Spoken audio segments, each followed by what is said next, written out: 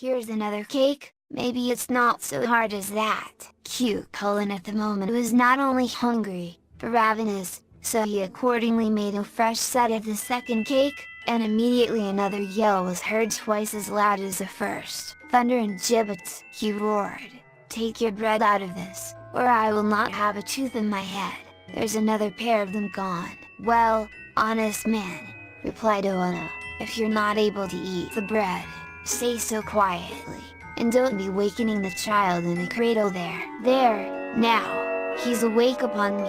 A Legend of Knockmany, illustration 1.jpg. Finn now gave a skirl that startled the giant, as coming from such a youngster as he was supposed to be. "Mother," said he, "I'm hungry, give me something to eat." Oana went over, and putting into his hand a cake that had no griddle in it, Finn, whose appetite in the meantime had been sharpened by seeing eating going forward, soon swallowed it. Cute Cullen was thunderstruck, and secretly thanked his stars that he had the good fortune to miss meeting Finn, for, as he said to himself, "I'd have no chance with a man who could eat such bread as that, which even his son that's but in his cradle can munch before my eyes." "I'd like to take a glimpse at the lad in the cradle," said he to Oana, "for I can tell you that the infant who can manage the nutriment is no joke to look at, or to feed of a scarce summer." "With all the veins of my heart," replied Oana.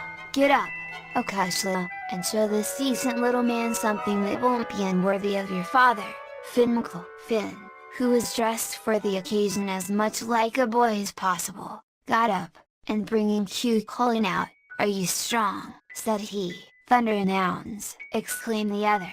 "What a voice in so small a chap!" "Are you strong?" said Finn again.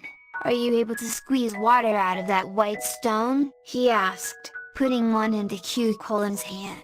The latter squeezed and squeezed the stone, but in vain. "Ah, you're a poor creature," said Finn. "You a giant! Give me the stone here, and when I'll show what Finn's little son can do, you may then judge of what my daddy himself is." Finn then took the stone, and exchanging it for the curds, he squeezed the latter until the whey, as clear as water, oozed out in a little shower from his hand. "I'll now go in," said he, "to my cradle, for I scorn to lose my time with anyone that's not able to eat my daddy's bread, or squeeze water out of a stone. Edad, you had better be off out of this before he comes back, for if he catches you, it's in flummery he'd have you in 2 minutes." Cute Cullen, seeing what he had seen, was of the same opinion himself. His knees knocked together with the terror of Finn's return, and he accordingly hastened to bid Oana farewell, and to assure her, that from that day out, he never wished to hear of, much less to see, her husband. "I admit fairly that I'm not a match for him," said he, "strong as I am. Tell him I will avoid him as I would the plague, and that I will make myself scarce in this part of the country while I live." Finn, in the meantime, had gone into the cradle, where he lay very quietly, his heart at his mouth with delight that Cute Cullen was about to take his departure, without discovering the tricks that had been played off on him. "It's well for you," said Oana, "that he doesn't happen to be here, for it's nothing but hawk's meat he'd make of you."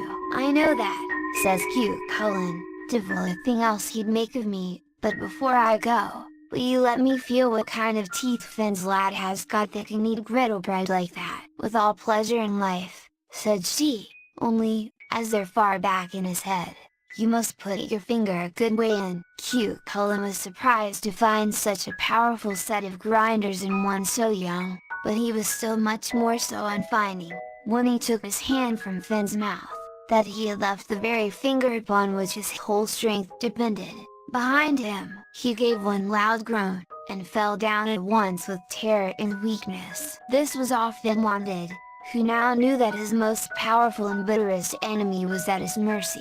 He started out of the cradle, and in a few minutes the great Cute Cullen, that was for such a length of time the terror of him and all his followers, lay a corpse before him. Thus